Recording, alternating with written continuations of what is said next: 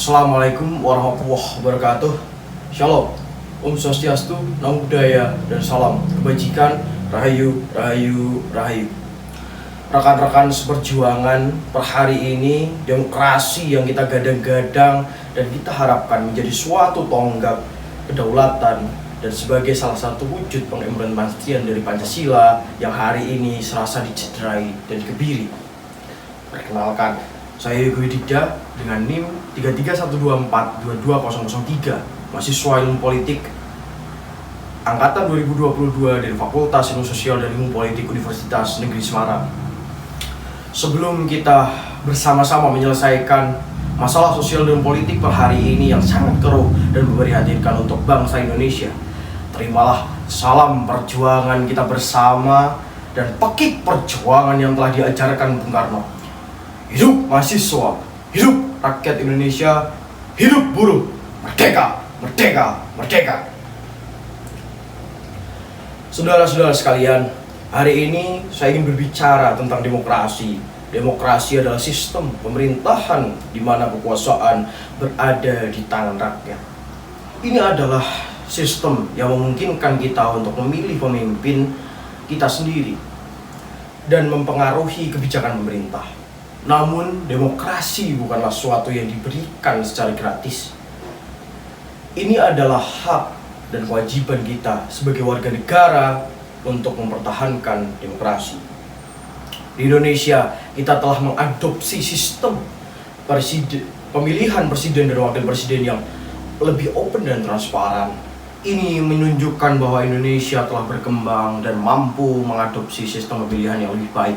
Namun, kita harus tetap waspada dan memastikan bahwasannya demokrasi kita tidak dikebiri.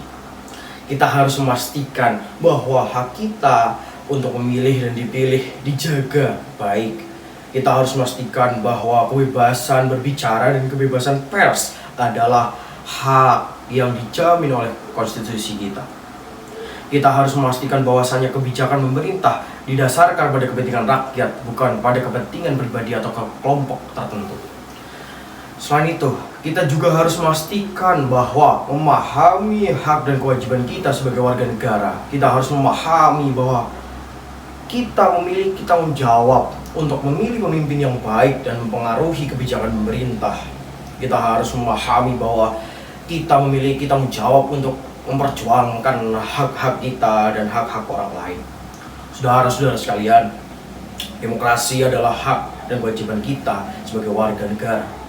Kita harus mempertaruhkan demokrasi dengan hak baik dan memastikan bahwa hak dan kewajiban kita sebagai warga negara dijaga dengan baik. Kita harus memastikan bahwa demokrasi kita tidak dikebiri dan bahwa kita terus memperjuangkan hak-hak kita dan hak-hak orang lain. Tanggung jawab kita bersama bergerak dan melawan agar terciptanya kedaulatan yang berdiri tegak pada porosnya. Haris Azhar dan Fathia sebagai mercusuar pengingat bahwa demokrasi sedang dikebiri dan dibungkam per hari ini.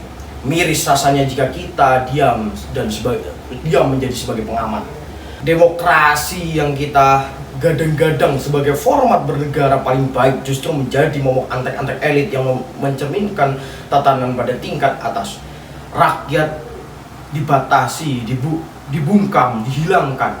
Ini menjadi PR kita agar membawa peluang kembalinya roh demokrasi yang mati suri di tangan kekuasaan rezim yang tak bermoral dan tak paham etika politik.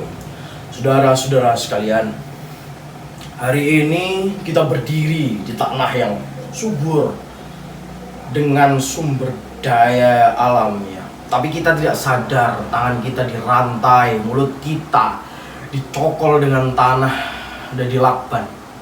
Mata kita dicolok konstitusi yang memihak pada golongan yang sedang berkuasa. Demokrasi yang sebenarnya menyelamatkan kita dari belenggu rezim yang tak mempunyai moral, tapi malah demokrasinya sendiri dikebiri. 4 pilar demokrasi yang digadang-gadang menjadi salah satu tolak ukur kemakmuran rakyat dan kedaulatan malah menjadi bisu dan hanya menjadi tulisan. Di mana 4 pilar ini? Kita menanyakan hal itu. Pers dibungkam, HAM dilupakan. pada pidatonya, Bung Karno mengatakan, tanpa mempraktekkan Sambulding van alle revolusioner krachten untuk digempurkan kepada imperialisme dan kapitalisme itu, dan janganlah ada perjuangan bisa menang. Untuk kawan-kawan di Halmahera Timur yang memblokade kapal tongkang tambang yang merampas lahan dan ekosistem mereka. Untuk kawan-kawan di Malang yang dibui dan melanjutkan barisan pengingat pasca tragedi Kanjuruhan.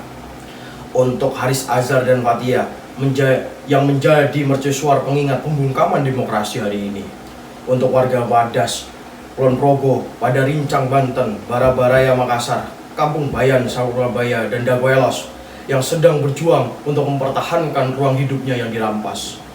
Untuk semua kawan-kawan yang berada di daftar panjang pertahanan warga di hadapan Babylon, bertahanlah sedikit lebih lama, menebarlah seperti bunga dan dandelion, dan korbankan semangat perjuangan agar tak mati padam. Percayalah pada yang tidak murni akan terbakar mati. Demokrasi berhari ini pincang dan sudah dikebiri. Saatnya kawan-kawan kita kobarkan kembali semangat revolusi untuk menang, merdeka,